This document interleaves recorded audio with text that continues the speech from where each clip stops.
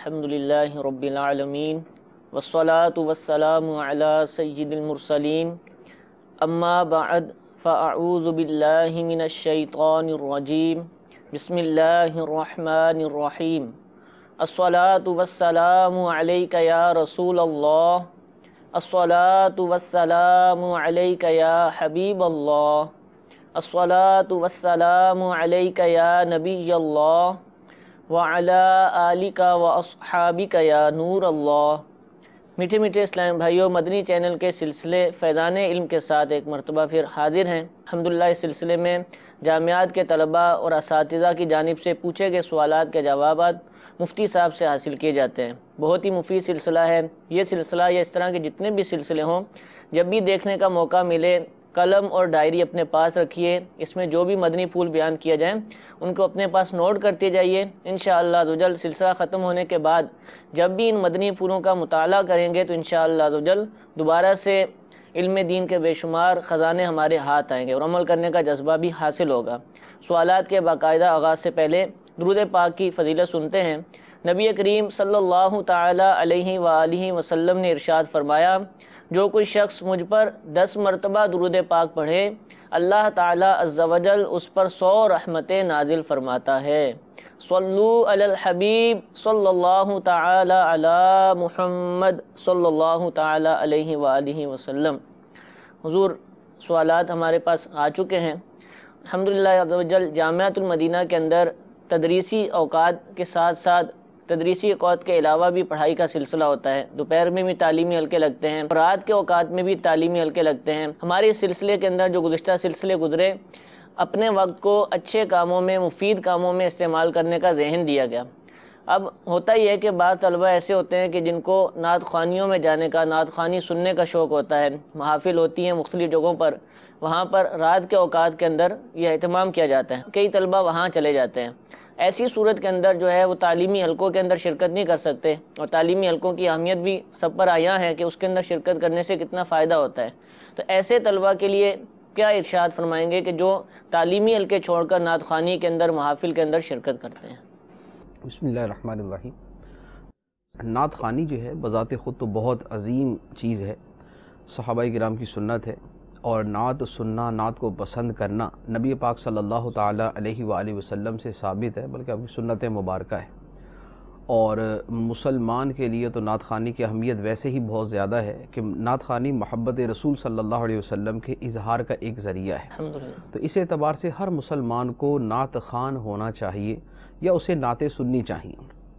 طلباء کا معاملہ بھی یہی ہے، طلباء کو نعتیں پڑھنی بھی چاہیے، نعتیں سننی بھی چاہیے۔ نعتیں سننے کے لیے جو محفل ہو اس کے اندر شرکت بھی کرنی چاہیے، لیکن ہر چیز کے کچھ تقاضے ہوتے ہیں اور ہر چیز کو دوسری بہت ساری چیزوں کے ساتھ رکھ کر دیکھا جاتا ہے۔ جیسے نوافل پڑھنا جو ہے یہ ایک عظیم عبادت ہے، لیکن لازمی بات ہے کہ صرف نوافل کے اندر مشغولیت ہی رکھی جائے اور دیگر ضروری کاموں کو چھوڑ دیا جائے، اسے کوئی بھی پسند نہیں کرے گا۔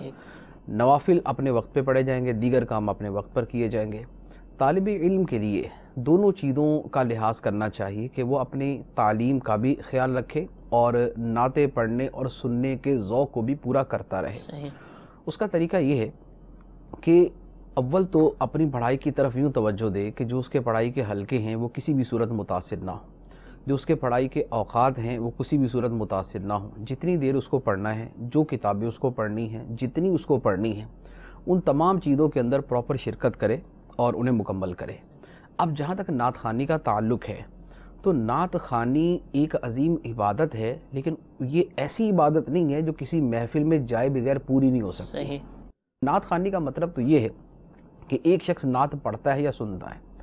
اگر کسی طالب علم کو خود نعت یاد ہے اور وہ اس نعت کو تنہائی کے اندر بیٹھ کر بھی پڑھ لیتا ہے تو نعت خوانی کا ثواب اور نعت خوانی کی عبادت اور نعت خوانی کا ذوق تو پورا ہو ہی جاتا ہے۔ اچھا، اسی طرح طلبہ جو ہے جب اپنے حلقے سے فارغ ہوتے ہیں اس وقت بھی اگر ایک طالب علم نعت پڑھتا ہے، بقیہ سن لیتے ہیں تو یہ شوق پورا ہو جاتا ہے۔ یا یہ ہے کہ جن دنوں کے اندر چھٹی ہے یا جس وقت ان کو فرصت ہے اس وقت کے اندر وہ نعت خوانی کر لیتے ہیں تو وہ بہت اچھی چیز ہے، نعت خوانی کا کام پورا ہو جائے گا۔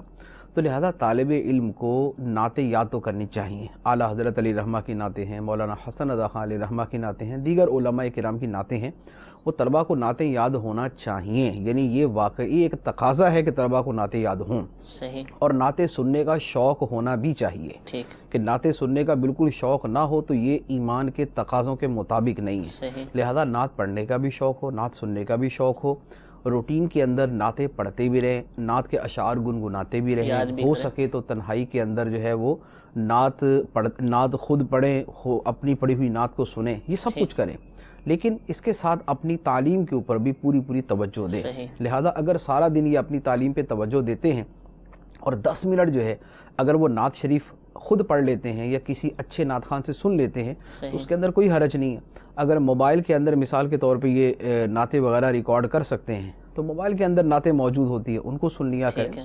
تو لہذا ہر چیز کو اس کی اپنی جگہ پر رکھ کر عمل کریں تاکہ کسی بھی کام کے اندر حرج واقع نہ ہو۔ صحیح۔ حضور آپ نے فرمایا کہ خود بھی نعت پڑھ سکتے ہیں اور وقتاً فوقتاً پڑھتی بھی رہیں۔ ہمارے ہاں جامعات کے اندر طلبہ مقیم ہوتے ہیں اور بہت سارے اسلامی بھائی رہائش پذیر بھی ہوتے ہیں، تو کئی اسلامی بھائی ایسا کرتے بھی نعت پڑھتے ہیں، تو اب طلبہ آرام کر رہے ہیں یا کچھ بھی کر رہے ہیں، گزر رہے ہیں اپنے فلور سے یا کہیں بھی گزرگاہ سے یا برآمدے سے، تو اب اونچی آواز سے نعتیں پڑھتے ہیں، تو اس طرح بھی کیا یہ صحیح ہے طریقہ کار؟ دیکھیے وہ تو جتنی پھر دیگر چیزیں اس کے ساتھ متعلق ہو جاتی ہیں وہ تو سب چیزوں کا لحاظ کرنا ہی ہوتا ہے، خواہ وہ قرآن پڑھ رہے ہوں یا وہ نعت پڑھ رہے ہوں یا وہ کچھ اور پڑھ رہے ہوں۔ صحیح۔ تو اس میں اس بات کا تو خیال رکھنا ضروری ہے کہ کسی دوسرے کو تکلیف نہ ہو اور کسی دوسرے کے آرام میں خلل نہ آئے یا پڑھائی کے اندر خلل نہ آئے۔ لہذا جامعہ کے اندر جب بھی نعت پڑھی جائے تو اس بات کا خیال رکھنا نہایت ضروری ہے کہ کسی کے آرام میں خلل نہ آئے اور کسی کی پڑھائی کے اندر خلل نہ آئے۔ ٹھیک ہے۔ اس لیے موسٹلی جامعہ کے اندر یہی ہوگا کہ جامعہ میں جب بھی بلند آواز سے اس طرح نعت پڑھی جائے گی تو چونکہ جامعہ میں اس طرح نہیں ہوتا کہ ایک کمرے کے اندر تنہا ہی ایک آدمی رہتا ہو اور وہی اس میں رہ رہا ہے، ایسا نہیں ہوتا۔ عام طور پہ 5-6 طلبہ ہوتے ہیں یا 7 متصل کمرہ ہوتا ہے، وہاں پر طلبہ ہوتے ہیں، لہذا دوسروں کا خیال رکھنا جو ہے یہ نہایت ضروری ہے۔ یہ تو واجبات میں سے ہے کہ دوسروں کا خیال رکھا جائے۔ ٹھیک ہے۔ حضور پچھلے سلسلوں میں بھی سوالات کرتے تھے طلبہ کہ ہم خدمت دین کرنا چاہتے ہیں، پڑھائی بھی کرنا چاہتے ہیں، اور بہت سارے طلبہ ایسے ہوتے ہیں کہ خدمت دین کا جذبہ رکھتے ہیں، تو اب یہ جذبہ کیسے پائے، تکمیل تک پہنچے، وہ کیا کریں، اس کا کیا طریقہ کار ہے؟ یہ جذبہ تو بہت اچھا ہے اور علم دین پڑھنا ہی اس لیے چاہیے، یعنی علم دین پڑھنے کی جو نیتیں ہیں ان نیتوں کے اندر ایک نیت تو یہ ہوتی ہے کہ آدمی اپنے آپ سے جہالت کو دور کرتا ہے، دوسرے نمبر پہ یہ نیت ہے کہ اس علم کے اوپر عمل کرتا ہے، تیسرے نمبر پر یہ ہوتا ہے کہ اس علم کو دین کی خدمت میں وہ استعمال کرے گا۔ لہذا یہ جو تیسری چیز ہے یہ لازمی بات ہے کہ ہر طالب علم کے اندر یہ ہونی چاہیے کہ اس میں یہ جذبہ ہو کہ اس نے اپنے علم کو دین کی خدمت میں استعمال کرنا ہے۔ لیکن یہاں پر 2 چیزوں کا خیال رکھنا ضروری ہے۔ پہلی بات تو یہ ہے کہ علم دین کی اہمیت خدمت دین کے لیے بنیاد کی طرح ہے۔ اگر بنیاد مضبوط ہوگی تو اس کے اوپر بننے والی عمارت بھی مضبوط ہوگی۔ اگر علم دین مضبوط ہوگا تو اس کے اوپر بنیاد رکھ کر کی جانے والی دین کی خدمت بھی مضبوط ہوگی، اچھی ہوگی، دین کے تقاضوں کے مطابق ہوگی، غلطیوں سے اتنا ہی پاک ہوگی۔ لہذا سب سے پہلی بات تو یہ ہے کہ خدمت دین کا جذبہ دل میں ضرور ہو، لیکن علم کے حصول کے اندر کسی بھی طرح کوئی کمی واقع نہ ہو۔ علم کا حصول بہترین انداز کے اندر ہونا چاہیے تاکہ بنیاد جتنی مضبوط ہو آگے جا کے دین کی خدمت کرنا اتنا ہی اچھا ہو۔ عمارت جلدی بنانے کے شوق میں جو شخص عمارت کی بنیادیں ہی کمزور کھڑی کر دے گا کہ بھئی جیسی تیسی بھی کھڑی ہو گیا بس کوئی بات نہیں، اب اوپر تعمیر کر دو، بس جو اس طرح کرے گا اس کی عمارت نہایت کمزور ہوگی، وہ کسی بھی وقت گر سکتی ہے، وہ ناقص ہوگی، وہ تمام جو ہے وہ چیزوں کو پورا نہیں کرے گی جن کے لیے وہ عمارت بنائی گئی ہے۔ لہٰذا خدمت دین کی جو بنیاد ہے وہ علم دین ہے۔ علم دین جو ہے پہلے نمبر پر اچھے طریقے سے حاصل کیا جائے۔ اب آگے دوسری بات کہ علم دین حاصل کر رہے ہیں، اب ساتھ میں یہ نیت ہے کہ میں آگے دین کی خدمت کروں گا، یا کر چکے ہیں اور اب یہ ذہن بن رہا ہے کہ میں کس شعبے کے اندر جا کے دین کی خدمت کروں۔ یہاں پر کئی چیزوں کو سامنے رکھنے کی حاجت ہوتی ہے۔ پہلی بات تو یہ ہے کہ سب سے پہلے یہ دیکھا جائے کہ دین کو کس کام کی زیادہ ضرورت ہے۔ جس وقت ہم دین کا کام کرنا چاہتے ہیں اس وقت دین کو کس چیز کی زیادہ ضرورت ہے۔ ہو سکتا ہے کہ ایک آدمی جب درس نظامی سے فارغ ہو، عالم دین بن چکا ہو، اس وقت جب وہ دین کا کام کرنے لگے تو پتہ چلے کہ تصنیف کی سب سے زیادہ ضرورت ہے۔ ہمارے عوام کے پاس کتابیں نہیں ہیں، لہذا کتابیں لکھنی چاہییں، تو اب اس کو کتابوں کے شعبے کی طرف آنا چاہیے۔ پتہ چلتا ہے کہ کتابیں لکھنے والے تو بہت پیدا ہو چکے ہیں لیکن اچھا بیان کرنے والا بہت تھوڑے ہیں، لہذا اب اس صورت میں اس کو جو ہے بیان کا شعبہ اختیار کرنا چاہیے. یا اچھے بیان کرنے والے موجود ہیں لیکن کچھ اور شعبہ جات ایسے ہیں کہ جن کے اندر دین کی تبلیغ کی، دین کی خدمت کی حاجت ہے، تو پھر یہ وہ شعبہ اختیار کر لیں. اچھا، بعض جگہ کیا ہوتا ہے اچھے امام و خطیب کی کمی ہوتی ہے، بعض جگہ اچھے مدرسین کی کمی ہوتی ہے، بعض جگہ اچھے مصنفین کی کمی ہوتی ہے. تو پہلے نمبر پر یہ دیکھیں کہ دین کا وہ کون سا شعبہ ہے کہ جس میں کام کرنے کی زیادہ حاجت ہے. ایک بات. دوسری بات یہ کہ اپنی استعداد اور اپنی صلاحیت کو دیکھیں کہ میری صلاحیت اور میری استعداد ہے کس چیز کے اندر. مثال کے طور پہ اگر مجھے بیان کرنا آتا ہی نہیں اور میں اس میں بہت کمزور ہوں تو اب میرے لیے بہتر ہے کہ میں دوسرا شعبہ اختیار کروں، پھر میں بیان کی طرف نہ ہوں. اور اگر میری مثال کے طور پہ میری اردو کمزور ہے، میری تحریر اتنی اچھی نہیں ہے لیکن میں بیان بہت اچھا کر لیتا ہوں، تو پھر مجھے چاہیے کہ پھر میں تصنیف کے شعبے میں نہ ہوں. یعنی اپنی صلاحیت کو بھی دیکھا جائے، دین کی ضرورت بھی دیکھی جائے، اپنی صلاحیت بھی دیکھی جائے. اس کے ساتھ تیسری چیز جس کی طرف توجہ دینے کی حاجت ہوتی ہے وہ یہ ہے کہ دین کی خدمت کے لیے ایک یا دو شعبوں کو اختیار کریں. یعنی یہ جو بعض اوقات ہوتا ہے نا، ہوتا کیا ہے کہ ہم انسپائر جن سے ہوتے ہیں، یعنی ہم ایک بہت اچھے مصنف سے بھی انسپائر ہوتے ہیں، ہم ایک بہت اچھے مقرر سے بھی متاثر ہوتے ہیں، ہم ایک بہت اچھے مفسر سے بھی متاثر ہوتے ہیں، ہم ایک بہت اچھے رائٹر سے بھی متاثر ہوتے ہیں. اب ہم کہتے ہیں کہ ہم مصنف بھی بنیں گے، ہم مقرر بھی بنیں گے، ہم یہ بھی کریں گے، ہم وہ بھی کریں گے، تدریس بھی کریں گے، افتاء بھی کریں گے. جب ہم سارے کام کرنے کی طرف جاتے ہیں تو اس کا نتیجہ یہ نکلتا ہے کہ اکثر و بیشتر اکثر شعبوں میں ناقص رہ جاتے ہیں. دین کی خدمت کے لیے ایک یا زیادہ سے زیادہ دو شعبوں کو اختیار کیا جائے اور پھر اپنی تمام صلاحیتیں اسی کے اندر صرف کی جائیں. مثال کے طور پہ اب یہ دیکھیں، ہمارے بزرگان دین اور اکابر آئمہ دین جن کی صلاحیتیں ہر شعبے میں بے پناہ تھیں، اللہ تعالیٰ نے بے پناہ صلاحیتیں ان کو عطا فرمائی، انہوں نے بھی جو دین کا کام کیا وہ زیادہ تر ایک یا دو شعبوں میں کیا. ایسے آپ کو بزرگ بہت تھوڑے ملیں گے کہ جنہوں نے بیک وقت 8-10 شعبوں کے اندر کام کیا ہو. مثال کے طور پہ آپ امام اعظم رضی اللہ تعالیٰ عنہ کو لیں. امام اعظم رضی اللہ تعالیٰ عنہ نے فقہ کی بنیاد رکھی اور فقہ کی بنیاد آپ نے تدریس کے ذریعے رکھی کہ آپ طلبہ کو پڑھایا کرتے تھے، علم فقہ سکھایا کرتے تھے. اب اس کے ساتھ آپ نے تصنیفات نہیں کی، اس لیے امام اعظم رضی اللہ تعالیٰ عنہ کی اپنے ہاتھ کی لکھی ہوئی کتابیں یا تو ایک دو آپ کی طرف جو ہے وہ منسوب ہے کہ آپ نے لکھی ہیں، اور یا یہ ہے کہ یعنی اس سے زیادہ نہیں ہے، یعنی آپ نے صرف جو تدریس کا شعبہ ہے اور افتاء کا شعبہ ہے آپ نے اس کو اختیار کیا. اچھا، اس کے بعد بڑے بڑے اکابر آئمہ کو لے لیں. امام غزالی رحمۃ اللہ علیہ، آپ کو امام غزالی کے بیانات نہیں ملیں گے کہ امام غزالی نے فلاں علاقے میں یہ بیان فرمایا، فلاں شہر میں یہ بیان فرمایا. ان کا شعبہ جو ہے پہلے تدریس رہا، تدریس جب انہوں نے چھوڑی تو پھر وہ تصوف کی طرح آگے، جب تصوف میں آئے تو پھر انہوں نے تصنیفات کو اختیار فرمایا. اچھا، ہمارے قریبی زمانے کے اندر اعلیٰ حضرت رضی اللہ تعالیٰ عنہ کی ذات مبارکہ ہمارے سامنے، اعلیٰ حضرت کی جتنی صلاحیتیں تھیں یعنی ان کا کون انکار کر سکتا ہے، لیکن آپ دیکھیں کہ اعلیٰ حضرت نے کتنے شعبوں میں کام کیا. اعلیٰ حضرت کے بیانات کتنے ہیں؟ بہت تھوڑے ہیں. اب بیانات نہیں کرتے تھے، پورے سال کے اندر آپ کے 2 بیان ہوا کرتے تھے، یعنی جو مرکزی بیان جس کو کہہ لیں وہ 2 بیانات ہوا کرتے تھے. اچھا، اس کے علاوہ آپ نے تدریس جو ہے اس انداز کے اندر باقاعدہ نہیں کی جیسے ہمارے ہاں تدریس کی جاتی ہے. آپ نے اپنا تمام وقت جو ہے وہ تصنیف اور افتاء میں گزارا، یعنی آپ کی تصنیفات یا تو بذات خود وہ تصنیفات ہیں یا وہ افتاء ہی کی شکل تصنیف کی صورت اختیار کر گئے. تو چونکہ آپ نے ایک ہی شعبے میں کام کیا، اس کا نتیجہ یہ ہوا کہ آپ نے 1000 کتابیں تصنیف فرمائیں، آپ نے انتہائی اعلیٰ درجے کی تحقیقی کتابیں تصنیف فرمائیں، آپ نے زبردست قسم کا مواد جو ہے وہ امت کو فراہم کیا. آپ نے دین کے ضرورت کے ہر شعبے کے اندر تصنیف کے ذریعے کام کیا، خواہ وہ سرکار علیہ الصلوۃ والسلام کے فضائل، خواہ وہ اولیاء کرام کے فضائل، خواہ وہ حدیث کا شعبہ ہے، خواہ وہ تفسیر کا ہے، خواہ وہ فقہ کا ہے، تصوف کا ہے، علوم الحدیث کا ہے، علوم القرآن کا، یعنی جس شعبے میں بھی آپ نے کام کیا وہ آپ نے تصنیفات کے ذریعے کیا. اعلیٰ حضرت علیہ رحمہ کے آپ بات دیکھ لیں، جیسے مثال کے طور پہ صدر الشریعہ علیہ رحمہ. صدر الشریعہ علیہ رحمہ بھی اکابر علماء کرام میں سے، بے پناہ صلاحیتوں کے مالک، زبردست حافظے کے مالک، بے انتہا محنت کرنے والے. لیکن اس کے ساتھ آپ نے مین 2 کام کیے، ایک آپ نے تصنیفات کی، دوسری آپ نے تدریس کی تو محدث اعظم رحمۃ اللہ علیہ جیسے شاگرد بنے، حافظ عبدالعزیز مبارک پوری علیہ رحمہ جیسے شاگرد آپ نے پیدا کیے، اور تصنیف فرمایا تو بہاری شریعت، شرح طحاوی شریف کی شرح، اس طرح کی عظیم کتابیں آپ نے جو ہے وہ تصنیف فرمائی، فتاوی امجدیہ جیسے. تو یہ دیکھیں کہ 2 شعبوں کے اندر کام کیا، آپ تقریر کے شعبے میں نہیں تھے.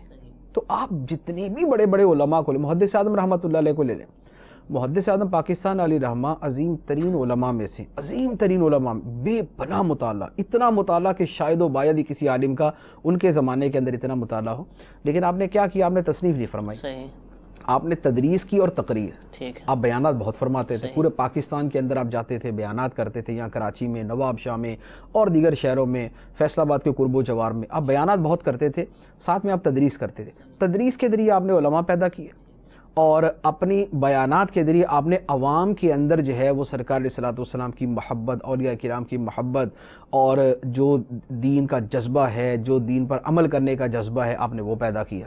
لیکن اب تصنیفات کی طرف نہیں آئے، کیونکہ تصنیفات کا شعبہ جو ہے وہ پورا وقت مانگتا ہے، اس کے لیے پورا وقت چاہیے۔ تو جب اتنے عظیم محدثین، اتنے عظیم علماء بھی بیک وقت 4 شعبے اختیار نہیں کرتے کہ وہ تقریر بھی کرے، تدریس بھی کرے، افتاء بھی کرے، تصنیف بھی کرے، تو پھر جو ہمارے طلبہ ہیں یا جس طرح کی ہماری صلاحیتیں ہیں اس کے پیش نظر بیک وقت بہت سارے شعبوں میں کام کرنا جو ہے یہ اکثر و بیشتر ناکام تجربہ ثابت ہوتا ہے۔ لہٰذا جو خدمت دین کا جذبہ رکھنے والے ہیں اور یہ جذبہ ہونا چاہیے، تو ان کو چاہیے کہ وہ 1 یا 2 شعبے اختیار کر لیں۔ تدریس اختیار کرے، تدریس کے ساتھ تصنیف کر لیں، تدریس اختیار کرے تو تدریس کے ساتھ بیان کا شعبہ اختیار کر لیں، یوں 1 یا 2 بس، اس سے زیادہ نہیں۔ یہ کہیں کہ ہم افتاء میں بھی ہوں گے، تصنیف بھی کریں گے، بیان بھی کریں گے اور ہم اس کے علاوہ جو ہے وہ دیگر سارے کام بھی کریں گے، تو پھر ایسا ہوتا نہیں ہے، اکثر و بیشتر تجربہ ناکام ہو جاتا ہے۔ لہٰذا یہ چند چیزیں ہیں جو دین کی خدمت کا جذبہ رکھنے والوں کو اپنے پیش نظر رکھنی چاہیے۔ یعنی پہلی چیز کہ اپنی بنیادیں مضبوط کریں، جو علم حاصل کر رہے ہیں اس میں کسی قسم کی کمی نہ ہو، نہ صرف میں، نہ نحو میں، نہ منطق میں، نہ فلسفے میں، نہ بلاغت میں، نہ تفسیر میں، نہ حدیث میں، نہ اصول حدیث میں، نہ اصول فقہ میں، نہ ان چیزوں میں۔ اسی طرح پھر سیرت کا مطالعہ، تصوف کا مطالعہ، یہ سارے کا سارا ہونا چاہیے۔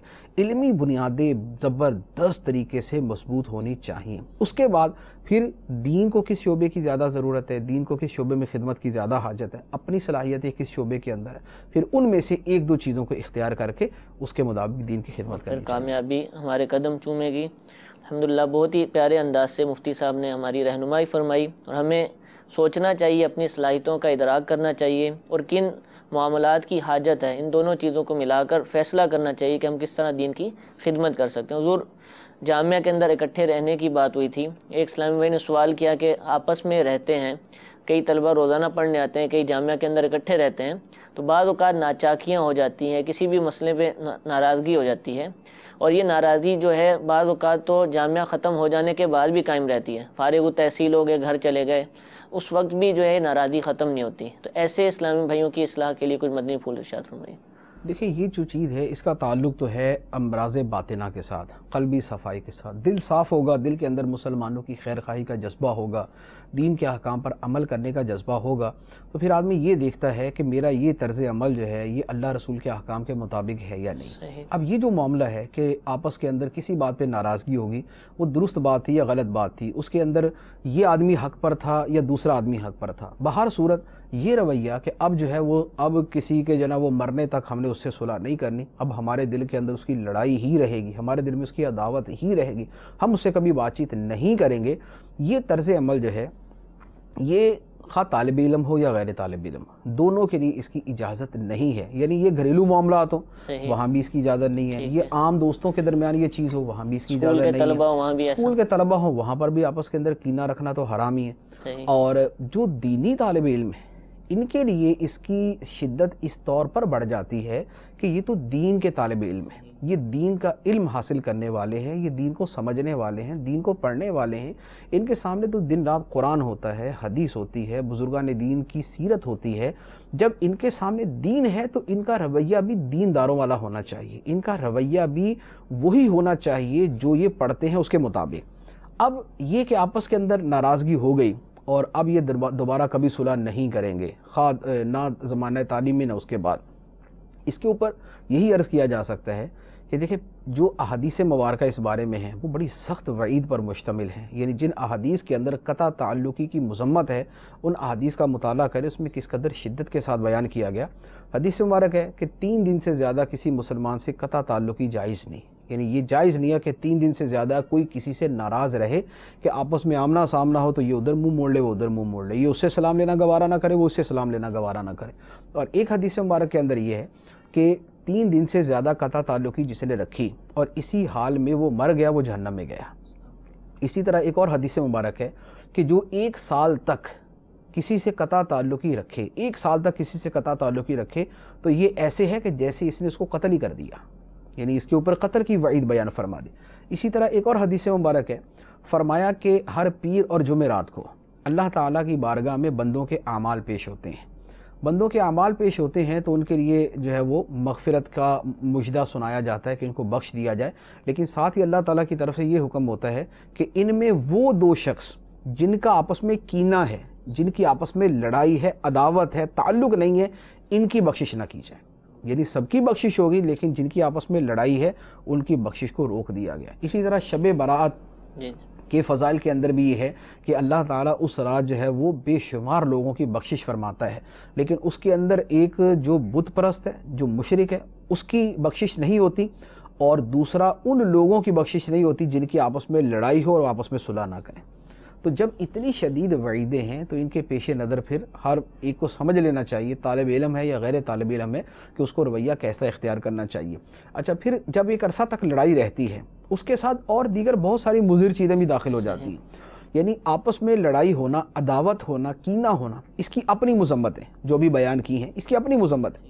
ان مذمتوں کے ساتھ اور ان وعیدوں کے ساتھ مزید ایک چیز اور ایڈ ہو جاتی ہے کہ آپس کا کینہ اور آپس کی جو عداوت ہے یہ مزید کئی گناہوں کو جنم دیتی ہے، اس سے مزید کئی گناہ پیدا ہوتے ہیں۔ امام غزالی رحمۃ اللہ علیہ نے تو بہت سارے گناہوں کی ایک لسٹ دی ہے جو ان کے نتیجے کے اندر پیدا ہوتے ہیں، کینے کے نتیجے کے اندر جو گناہ پیدا ہوتے ہیں۔ لیکن عام سی چیز جو ہمیں بھی سمجھ آتی ہے وہ یہ ہے کہ جب کسی سے عداوت ہوتی ہے تو پھر آدمی اس کی غیبت کرتا ہے، کیونکہ عداوت ہے نا، تو اب دل کو ٹھنڈک ملے گی نہیں جب تک اس کی برائی نہ بیان کریں۔ اب اس کے اندر اگر موجود برائی کو بیان کیا تو یہ غیبت ہے، صحیح، اور اگر اس میں وہ برائی موجود نہیں ہے تو بیان کیا، یہ بہتان ہے۔ تو لہٰذا اب آپس کی عداوت اور کینے نے یہ نتیجہ دیا کہ یہ اس کی غیبت کرے گا یا اس پر بہتان باندھے گا۔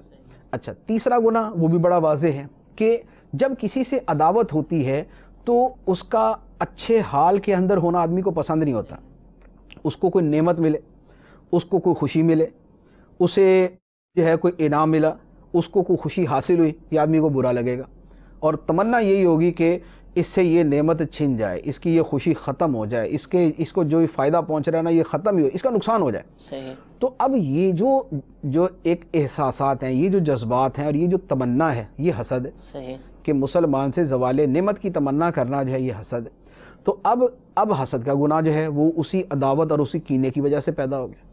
اچھا، اسی طرح پھر اس کے ساتھ کیا ہوتا ہے کہ آدمی کی کوشش یہ ہوتی ہے کہ اس کو کوئی تکلیف پہنچے، خواہ وہ اس کی تمنا کے طور پہ کرے یا یہ ہے کہ اس کے بس میں ہو تو اس کو تکلیف پہنچے، کوشش کرے اس کے لیے، کہ اس کی کوشش کرے گا کہ اس کو کسی ذریعے سے نقصان پہنچ جائے، اس کی بدنامی ہو جائے یا اس کو کوئی اور دوسرا اس کا نقصان ہو جائے، یعنی یا تمنا کرے گا یا باقاعدہ یہ اس کو نقصان پہنچائے گا۔ اب اگر اس کے نقصان کی تمنا کرے گا تو اگر زوال نعمت کی تمنا تھی تو حسد تھا، اور زوال نعمت کی تمنا نہیں، ویسے نقصان پہنچ جانے کی تمنا ہے تو یہ وہ ہے شماتت۔ صحیح، کہ اس کی برائی کے اوپر جو ہے یہ اپنی خوشی کا اظہار کر رہا ہے اور اسے برائی پہنچنے کی یہ تمنا کر رہا ہے۔ اب برائی شماتت بھی ناجائز ہے، اور کسی کو برائی پہنچے مسلمان کو اس کی تمنا کرنا یہ بھی ناجائز ہے، اور خود کسی کو تکلیف پہنچا رہا ہے یعنی اس کو ایذا پہنچاتا ہے یہ بھی ناجائز و حرام ہے۔ تو گویا آپس میں کینہ رکھنا جو ہے یہ بہر صورت نقصان دہ ہی ہے، اگر اس کے ساتھ دوسری کوئی برائی شامل نہ بھی ہو تب بھی بذات خود کینہ ہی حرام ہے۔ صحیح، اور اگر اس کے ساتھ دیگر چیزیں شامل ہو جائیں تو پھر غیبت بھی آ جاتی ہے، بہتان بھی آ جاتا ہے، حسد بھی آ جاتا ہے، شماتت علی العادہ والی صورت بھی پائی جاتی ہے، اسے ایذا پہنچانے کا گناہ بھی اس میں شامل ہو جاتا ہے، اور مشاہدہ یہی ہے کہ یہ سب کچھ ہی ہوتا ہے۔ ٹھیک ہے، یعنی ایسا اچھا آدمی کہ جو کینہ ہی رکھے، ویسے تو اچھا نہیں ہوگا جس کے دل میں کینہ ہوگا، لیکن چلے ہم دیگر چیزوں کے اعتبار سے اس کو شمار کر لیں کہ وہ اچھا ہے، لیکن اگر کینہ ہوگا نا تو ایسا جو ہے وہ ایسے دل والا کہ کینہ تو رکھے لیکن باقی کچھ نہ کرے، ایسا عام طور پہ ہوتا نہیں ہے۔ تربیت ہوتی نہیں ہے، سوچ ہوتی نہیں ہے، دین پر عمل کرنے کا وہ جذبہ ہوتا نہیں ہے، تو نتیجہ یہ نکلتا ہے۔ لہذا طالب علم جو ہے ان کو تو آپس کے اندر وہ المؤمن للمؤمن کالبنیان یشد بعضہ بعضا، مسلمانوں کو تو آپس کے اندر ایک عمارت کی طرح ہونا چاہیے جس کا کچھ حصہ دوسرے حصے کو مضبوط کرتا ہے، ایک دوسرے حصے کو مضبوط کرتی ہے۔ طلبہ کے اندر خاص طور پہ اس طرح کا ہونا چاہیے، وہاں دیگر حقوق بھی متعلق ہو جاتے ہیں، یعنی حسد کینے وغیرہ کی جو حرمت ہے وہ اپنی جگہ ہے، لیکن جب دو طالب علم اکٹھے ایک جگہ پڑھتے ہیں، اب اکٹھے پڑھنے کی وجہ سے ان کے جو حقوق ایک دوسرے پر آ جاتے ہیں، وہ جو پہلو کا ساتھی ہونا، وہ جو ایک دوسرے کا دوست ہونا، وہ اس کے اعتبار سے جو حقوق آ جاتے ہیں وہ اس میں مزید ایڈ ہو جاتے ہیں۔ لہٰذا اب جن طلبہ کے اندر یہ چیز ہو ان کو آپس کے اندر بذات خود اصلاح کر لینی چاہیے۔ جو اس صلح کے اندر پہل کرنے والا ہے، جو اس خیر کے کام میں پہل کرنے والا ہے، وہ جنت کے اندر پہل کرنے والا ہے۔ یہ بھی ایک حدیث مبارک کا مفہوم ہے کہ دو میں لڑائی ہو تو جو صلح میں پہل کرے گا وہ جنت کی طرف پہل کرے گا۔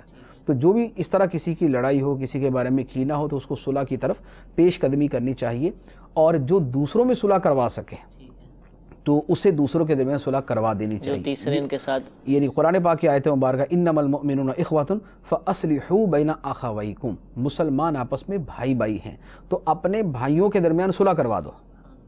تو جن دو میں لڑائی ہو اور تیسرا آدمی یہ سمجھتا ہے کہ میں بذات خود، یا میں اپنے استاد صاحب کو کہہ کر، یا میں ناظم صاحب کو کہہ کر، یا میں کسی دوسرے کو کہہ کر ان میں صلح کروا سکتا ہوں، تو اسے یہ نیک عمل کرنا چاہیے اور اس حکم قرآنی پر عمل کرنا چاہیے کہ مومن آپس میں بھائی بھائی ہیں تو اپنے بھائیوں کے درمیان صلح کروا دو۔ ماشاءاللہ حضور، درس نظامی کے اندر الحمدللہ بے شمار فنون پڑھائے جاتے ہیں، نحو ہے، صرف ہے، اصول فقہ ہے، حدیث ہے، قرآن ہے، اصول تفسیر ہے۔ علم نحو اس کا تعلق عبارت کے ساتھ ہے، اس کو یاد رکھنے کے لیے اس کا اجرا عبارت پر کروایا جاتا ہے کہ عبارت میں نحو کے اعتبار سے کیا کیا استعمال ہوا۔ اسی طرح ایک اور علم ہے اصول فقہ۔ اصول فقہ کی کتابیں تو پڑھائی جاتی ہیں، لیکن اس کا تعلق قرآن و حدیث کے ساتھ کیسے، یعنی اس کا اجرا قرآن و حدیث پر کیسے کیا جائے، اس کے حوالے سے کچھ ارشاد فرمائیے۔ نحو کا اجرا تو کیا جاتا ہے اور اصول فقہ کا اجرا اس طرح نہیں کیا جاتا۔ اصل جو پیش آمدہ صورت ہے وہ یہ ہے، دیکھیں اس میں یہ ہوتا ہے، پہلی بات تو یہ ہے کہ یہ جو اصول فقہ کو نحو کے اوپر قیاس کرنا ہے نا، یہ درست نہیں ہے۔ یعنی اصل میں پرابلم کیا ہے، ہمارے ہاں جو درس نظامی پڑھنے والے ہیں یا جو اہل علم لوگ ہوتے ہیں وہ یہ سمجھتے ہیں، وہ اصل میں سمجھتے ہوتے ہیں کہ نحو کا اجرا کیوں ہوتا ہے اور اصول فقہ کا اجرا کیوں نہیں ہوتا، ان دونوں کا فرق سمجھتے ہیں۔ لوگوں کا پرابلم یہ ہے کہ لوگ عام طور پر قیاس غلطی کرتے ہیں، یعنی عوام الناس کا جو حال ہے وہ یہی ہے کہ ان کو قیاس کرنا آتا ہی نہیں۔ وہ یعنی قیاس جو ہے نا، وہ زمین کا قیاس آسمان پہ کر رہے ہوتے ہیں کہ یار آسمان کے اوپر گرد کیوں نہیں اڑتی، زمین کے اوپر تو بہت اڑتی ہے۔ تو بات یہ ہے کہ جب قیاس کرنا نہ آتا ہو تو قیاس نہیں کرنا چاہیے۔ اب دیکھیں بات یہ ہے، اب اسی طرح جیسے مثال کے طور پہ عام طور پہ کہا جاتا ہے کہ بھئی جو انگلش میڈیم سکول ہے وہاں کے طلبہ تو انگلش بولتے ہیں، صحیح، مدرسوں کے طلبہ آپس میں عربی کیوں نہیں بولتے؟ ٹھیک ہے، جب یہ عربی میڈیم ہے تو یہ عربی کیوں نہیں بولتے؟ تو اب یہ ایسا قیاس ہے یعنی جس کا کوئی سر پیر نہیں ہے۔ وجہ یہ ہے کہ اسکول کے اندر جو انگلش میڈیم کے اندر پڑھتا ہے اس کا مقصد انگلش بولنا سیکھنا بھی ہوتا ہے، یعنی اس کے مقاصد کے اندر یہ داخل ہے کہ وہ انگلش بولنا سیکھے، پڑھنا سیکھے، لکھنا سیکھے اور بولنا سیکھے۔ اس میں وہ پڑھنا اور لکھنے کے اوپر کم فوکس کرتے ہیں اور بولنے کے اوپر زیادہ کرتے ہیں، لہذا ان کو آ بھی جاتی ہے۔ ہم درس نظامی کے اندر یا مدارس کے اندر جو ہم عربی پڑھتے ہیں، اس عربی کا مقصد عربی بولنا سیکھنا نہیں، اس عربی پڑھنے کا مقصد یہ ہوتا ہے کہ ہمیں قرآن پاک سمجھ آ جائے۔ اس عربی پڑھنے کا مقصد یہ ہوتا ہے کہ ہمیں احادیث مبارکہ سمجھ آ جائے، ہمیں عربی پڑھنا آ جائے۔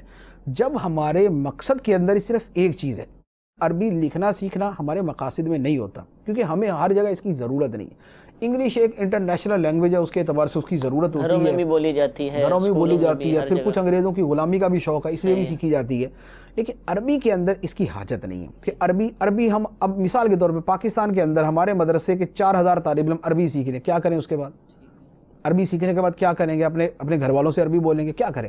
تو جب ایک شے کا آگے جا کے یوز ہی نہیں ہے تو اس کو سیکھنے کی کیا ضرورت ہے؟ ہاں، جس نے بیرون ملک جانا ہے، عرب ممالک کے اندر جانا ہے، اس نے اتنی عربی پڑھی ہوتی ہے کہ چند دن کے اندر وہ عربی سیکھ لے گا اور وہ اپنا حاصل کر لے گا۔ تو لہٰذا یہ قیاس کہ انگلش میڈیم سکولز کے اندر انگلش بولی جاتی ہے اور وہ بول لیتے ہیں، عربی سکولوں کے اندر اس طرح کیوں نہیں؟ کہ ہمارے مقاصد کے اندر قرآن حدیث کو سمجھنا ہے، اس مقصد کو حاصل کرنے کی حد تک ہم عربی پڑھتے ہیں اور ہم اس میں کامیاب ہیں۔ ہمیں عربی آتی ہے، آپ ہمیں عربی پڑھوا کے دیکھیں، آپ کی انگلش سے زیادہ ہمیں عربی بھی آتی ہوتی ہے۔ اچھا، اب یہ جو بات جس پر ہم کلام کر رہے تھے کہ نحو کا اجرا کیا جاتا ہے، اجرا کا مطلب کیا ہے کہ اس کو نحو کے اصولوں کو جو ہے وہ منطبق کیا جاتا ہے عربی عبارت کے اوپر، کہ ہم نے نحو کا یہ اصول پڑھا، عربی عبارت کے اوپر کیسے منطبق کریں۔ اصول فقہ کو اس طرح کیوں نہیں کیا جاتا ہے؟ وجہ یہ ہے، اب وجہ فرق کیا ہے؟ وجہ فرق یہ ہے کہ نحو کا تعلق تمام تر عربی کے ساتھ ہے.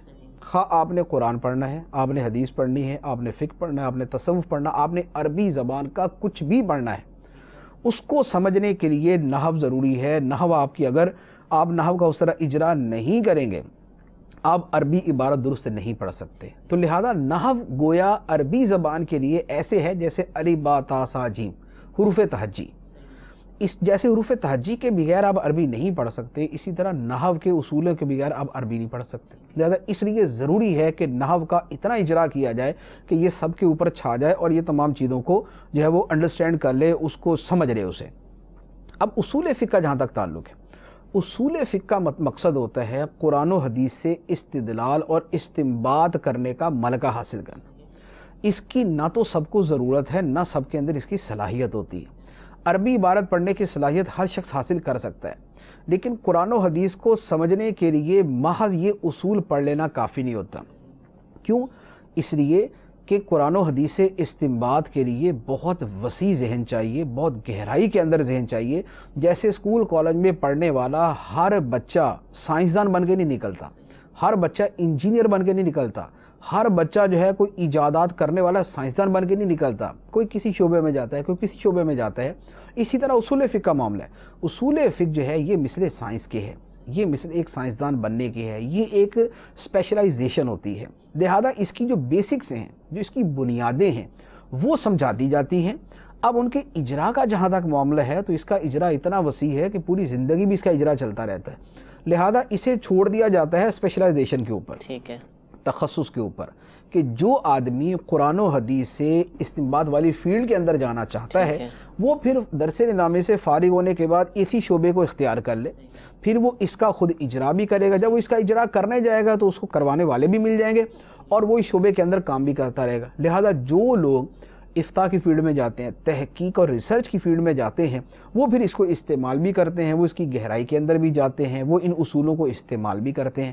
لہذا اصول فقہ کی ضرورت ویسی نہیں ہے جیسی نحو کی ہے. نحو کی ضرورت ہر شعبے کے اندر ہے، عربی زبان سیکھنے، عربی زبان کے استعمال میں. اصول فقہ کی ضرورت ہر شعبے کے اندر نہیں ہے. لہذا اصول فقہ کو پرٹیکولر بقدر ضرورت سیکھا جاتا ہے اور جو اس سے مزید ہوتا ہے اسے اسپیشلائزیشن کے اوپر چھوڑ دیا جاتا ہے، تخصص کے اوپر چھوڑ دیا جاتا ہے.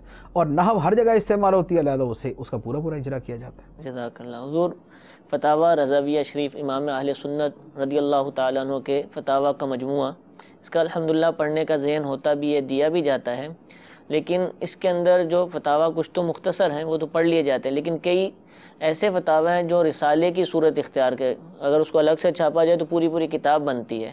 تو اتنے طویل رسالوں کو پڑھنا اور ان کو ذہن میں رکھنا یہ کس طرح ممکن ہے؟ دیکھیں یہاں دو چیزیں ہیں. ایک تو یہ ہے فتاوی رضویہ پڑھیں یا فتاوی رضویہ کے رسائل پڑھیں یا کوئی دوسری کتاب پڑھیں، اس کو یاد رکھنے کا طریقہ کیا ہے. اس میں پہلی بات تو یہ ہے کہ یہ ذہن میں رکھنا ہی نہیں چاہیے کہ ہم جو پڑھیں ہمیں یاد ہو جائے. یعنی اصل بنیادی غلط فہمی یہ ہوتی ہے کہ طلباء یہ سمجھتے ہیں یا لوگ یہ کہتے ہیں کہ ہم جو پڑھتے ہیں وہ ہمیں بعین ہی یاد نہیں رہتا، ہمیں اسی طرح یاد نہیں رہتا جس طرح ہم نے پڑھا ہے. یہ سوچ ہی غلط ہے. ہر چیز پوری طرح یاد رہے یہ ہر انسان کے بس کی بات نہیں ہے. اگر یہ ہر آدمی کے لیے ممکن ہوتا کہ جو وہ پڑھے وہ اسے یاد رہے تو پھر امام بخاری کی جدا مثالیں کیوں دی جاتی؟ صحیح. امام غزالی کی جدا مثالیں کیوں دی جاتی؟ امام ابو زرع کی جدا مثالیں کیوں دی جاتی؟ اعلیٰ حضرت کی مثالیں کیوں دی جاتی؟ اگر ہر ایک نے یہی کرنا ہے کہ جو وہ پڑھے اس کو یاد رہے تو پھر ان اکابر علماء دین کی مثالیں کیوں دی جاتی؟ اس کا مطلب یہ ہوا کہ یہ ہر کوئی نہیں کر سکتا تھا اور یہ شخصیتیں ایکسٹرا آرڈنری طور پر یعنی غیر معمولی طور پر اپنی صلاحیتوں کے ذریعے یہ ان کو یاد کر لیتے تھے. تو اس کا مطلب یہ ہوا کہ یہ خاص چیز ہے، یہ ہر ایک کے لیے عام نہیں ہے. لہذا یہ کہ ہر چیز یاد رہے یہ ایسا ہوتا نہیں ہے، تو اس کو اپنے ذہن سے نکال دینا چاہیے. اب دوسری بات یہ کہ کچھ تو یاد رہے، یعنی یہ ہے کہ چلیں ٹھیک ہے وہ تو نہیں ہے، لیکن یہ بھی نہیں ہے کہ ہمیں کچھ یاد ہی نہ ہو. کم از کم پڑھنے کے دوران سمجھ تو آ جائے کہ پڑھنے کے دوران سمجھ آنے کے بعد یہ ہے کہ کوئی موقع محل آئے تو اس کے اوپر ہمیں یاد آ جائے، اتنا تو ہونا چاہیے. یہ بھی اگر نہیں ہے نا تو پھر یہ واقعی کمزوری ہے اور اس کی کوئی وجہ ہو سکتی. اس کی وجہ کیا ہے؟ اس کی وجہ یہ ہے کہ پڑھنے کا طریقہ نہ آنا. پڑھنے کا طریقہ نہیں آتا تو اس کا نتیجہ یہ ہوتا ہے کہ آدمی کو وہ چیز یاد نہیں رہتی. اب اس کو ایک میں مثال عرض کرتا ہوں. ہم دو طرح کا مطالعہ کرتے ہیں. ایک مطالعہ ہم وہ کرتے ہیں جو ہم اپنے درجے کے اندر کرتے ہیں، یعنی کلاس روم کے اندر ہم استاد سے پڑھتے ہیں باقاعدہ کتاب۔ ایک ہم مطالعہ وہ کرتے ہیں جو اس سے ہٹ کے جسے ہم خارجی مطالعہ کہتے ہیں۔ اب جو ہمارا داخلی مطالعہ ہے یعنی درس نظامی کا مطالعہ ہے وہ ہمیں بہت زیادہ یاد رہتا ہے، لیکن جو ہمارا خارجی مطالعہ ہے وہ ہمیں اس طرح یاد نہیں رہتا۔ وجہ فرق یہ ہے کہ جو ہمارا درس نظامی کا مطالعہ ہے ہم اسے بار بار پڑھتے ہیں۔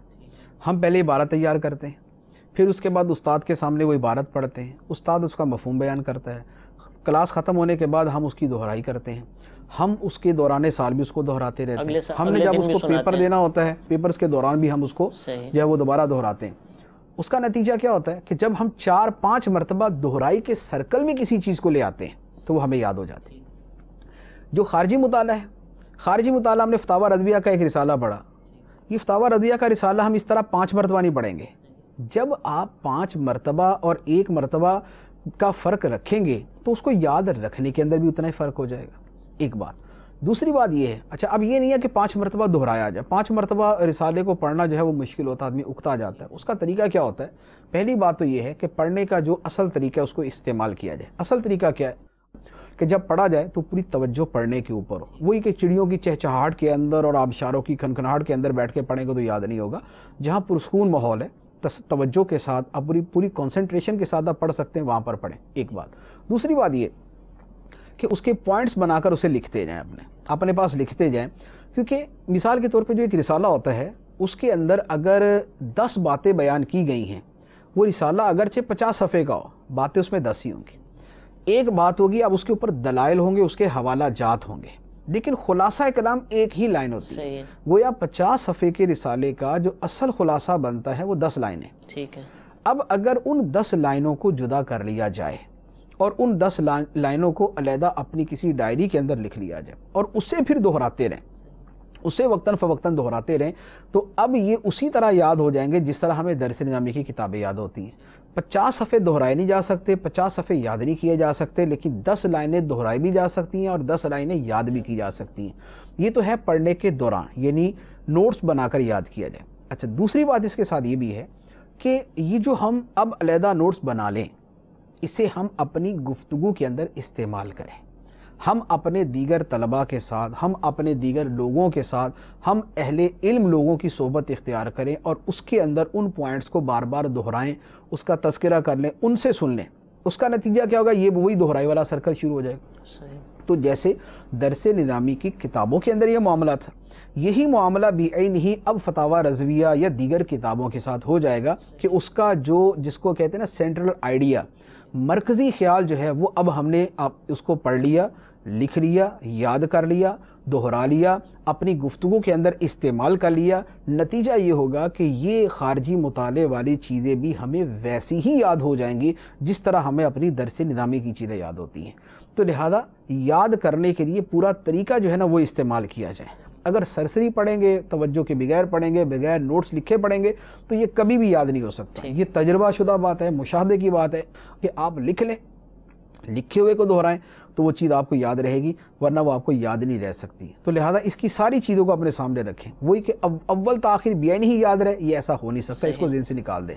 لیکن جو پڑھیں اس کا خلاصہ بنائیں، اچھا اس کا خلاصہ بنانے کا ایک اور طریقہ بھی ہے، وہ بھی بڑا اچھا طریقہ ہے۔ مثال کے طور پر فتاوی رضویہ، فتاوی رضویہ کو اگر یاد کرنا ہے، یعنی اس کے کسی رسالے کو یاد کرنا ہے، رسالہ سامنے ہے، اس کے ہر جگہ جہاں نئی بحث شروع ہوتی ہے، نیا کلام شروع ہو رہا ہے، وہاں ایک ہیڈنگ لگا دیں۔ صحیح، کتاب پر ہی، یعنی کتاب پر اگر اپنی کتاب ہے تو اس کے اوپر ہیڈنگ لگا دیں، اگلی ہیڈنگ، اگلی ہیڈنگ، اگلی ہیڈنگ۔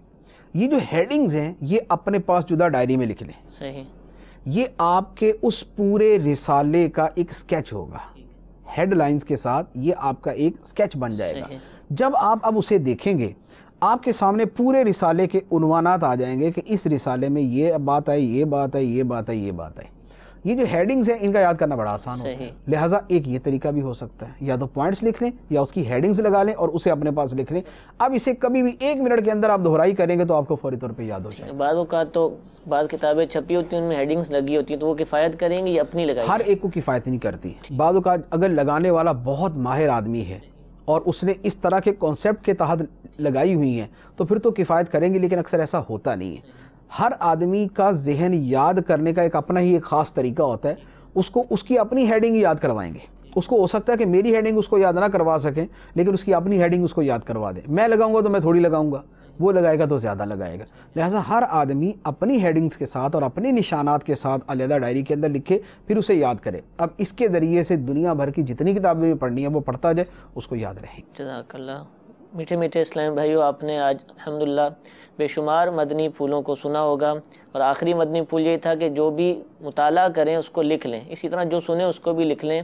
جن اسلام بھائیوں نے آج مدنی پھول لکھے ہوں گے تو انشاءاللہ عزوجل ان کو آئندہ بھی کام آئیں گے. تو جو نہ لکھ سکے وہ دیگر اسلامی بھائیوں سے لے لیں, آئندہ بھی لکھنے کی نیت کریں, مطالعہ بھی لکھ کر ہی کیا کریں. انشاءاللہ عزوجل بے شمار فوائد حاصل ہوں گے. انشاءاللہ عزوجل آئندہ سلسلے میں نئے سوالات کے ساتھ حاضر ہوں گے. اللہ تعالیٰ سے دعا ہے کہ جو کچھ سنا اس پر عمل کرنے کی توفیق عطا فرمائے. صلو علی الحبیب صلی اللہ تعالی علی محمد صلی اللہ علیہ وسلم. یہی ہے